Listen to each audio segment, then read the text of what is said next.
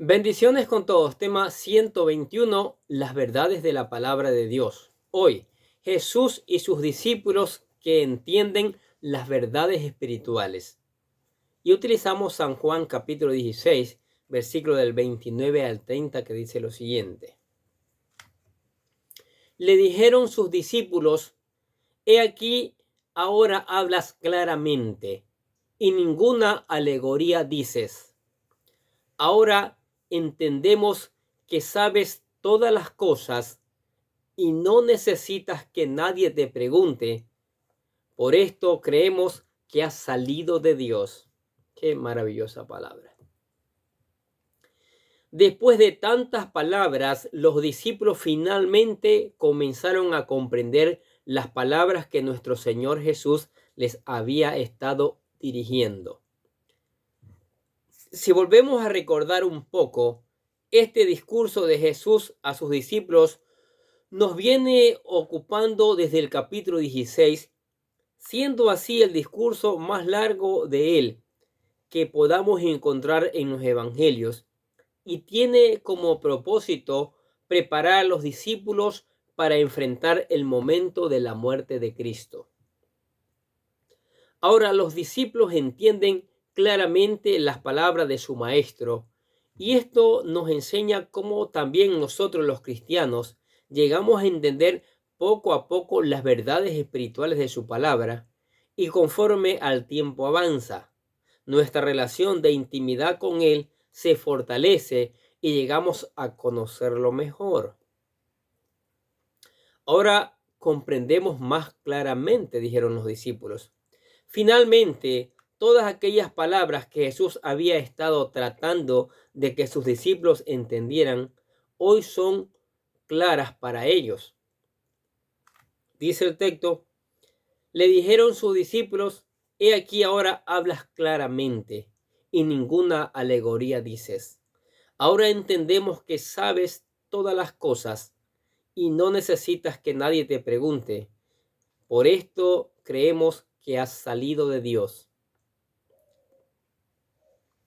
Ahora entendían que Jesús iba a la cruz y que esto era solo un método para volver al Padre, porque Él venía de arriba, del cielo, y volvía hoy de regreso al cielo. Ellos entendían que Jesús era el Hijo de Dios, que había salido donde mora el Padre y volvía a Él. Esto nos hace pensar en lo progresivo que es la revelación de Dios en nuestras vidas. Cuando Jesús inició su ministerio, sus obras fueron tan poderosas y su testimonio tan intachable que rápidamente ganó muchos seguidores, y entre ellos a los 12, a los cuales llamó apóstoles. Al principio estos apóstoles veían a Jesús como un gran profeta, pero con el tiempo llegaron a entender que era el Cristo, el Hijo de Dios. Sí, mire lo que dice San Lucas capítulo 9, versículo 18 al 20. Aconteció que mientras Jesús oraba aparte, estaban con él los discípulos, y les preguntó, diciendo: ¿quién dice la gente que soy? Ellos respondieron: unos, Juan el Bautista; otros, Elías; y otros, que algún profeta de los antiguos ha resucitado. Él les dijo: ¿y vosotros quién decís que soy? Entonces, respondiendo Pedro, dijo: el Cristo de Dios. Sin embargo, a pesar de que ya se les había revelado de que Jesucristo era el Mesías, aún así no entendían cuándo restauraría el reino, y mucho menos la labor de reconciliar al mundo por medio de proclamar su fe. Por ello, después de resucitar, el Señor les explica las cosas para que las comprendieran mejor. Mire lo que dice San Lucas capítulo 24, versículo del 44 al 47. Y les dijo: estas son las palabras que os hablé, estando aún con vosotros, que era necesario que se cumpliese todo lo que está escrito de mí en la ley de Moisés, en los profetas y en los salmos. Entonces les abrió el entendimiento para que comprendiesen las escrituras y les dijo: así está escrito, y así fue necesario que el Cristo padeciese y resucitase de entre los muertos al tercer día, y que se predicase en su nombre el arrepentimiento y el perdón de pecados en todas las naciones, comenzando desde Jerusalén. Si nos damos cuenta, fue hasta después de su resurrección que el entendimiento de los discípulos fue abierto para comprender el porqué de su muerte y qué participación tendrían ellos en la nueva disposición de la venida. La dispensación de la gracia. Y así fue de progresiva la revelación de Cristo en la vida de los apóstoles. Al principio lo vieron como un gran profeta al cual querían seguir. Luego entendieron que era el Cristo, el Hijo de Dios. Luego entendieron por qué tuvo que ir a la cruz. Luego su resurrección afirmó su fe y entendieron que tenían que predicar su mensaje para salvación de las almas, y así sucesivamente fueron entendiendo las cosas de Dios, y así en la vida de todo creyente. Nosotros los cristianos debemos esforzarnos y ser diligentes en cuanto a conocer a Dios y a su Hijo amado. Para llegar a conocer a Dios, podríamos enumerar al menos dos formas de hacerlo. La primera sería a través de la Biblia, que es la única revelación de su palabra, y fuera de ella no hay más revelación.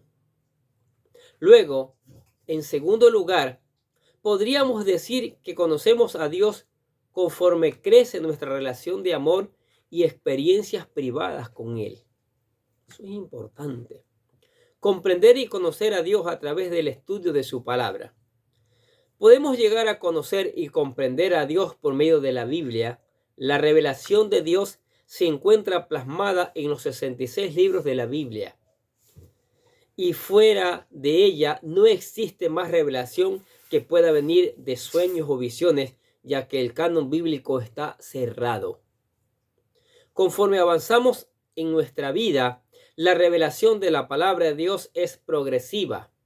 Al principio comenzamos a entender quién es Jesús, los temas básicos de la fe cristiana, la obra de salvación que el Señor ha operado en nosotros. Aprendemos el ABC de la vida cristiana, y así sucesivamente es de esperarse que avancemos en el entendimiento de las verdades espirituales de las Sagradas Escrituras. Hoy en día los cristianos tenemos la ayuda del Espíritu Santo, el cual nos da el entendimiento para comprender mejor las verdades de su palabra, ya que toda la Biblia contiene, su contenido hay que discernirlo espiritualmente. Mira lo que dice 1 Corintios capítulo 2, versículo del 13 al 14.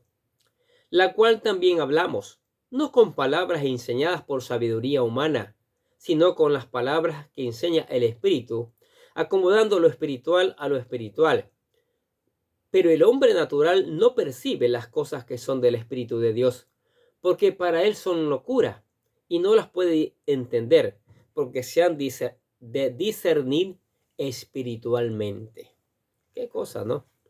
Sin embargo, el poder llegar a entender las cosas de Dios a través del estudio de la Biblia también implica un esfuerzo humano, ya que si el hombre no pone diligencia a esta obra, difícilmente llegará a conocer las verdades de Dios. Por ello, el autor de las cartas a los Hebreos amonesta a sus lectores, ya que por su descuido no habían crecido en el conocimiento de la palabra de Dios. Sí, mire lo que dice Hebreos capítulo 5, versículo del 12 al 14. Porque debiendo ser ya maestros, después de tanto tiempo, tenéis necesidad de que se os vuelva a enseñar cuáles son los primeros rudimentos de las palabras de Dios, y habéis llegado a ser tales que tenéis necesidad de leche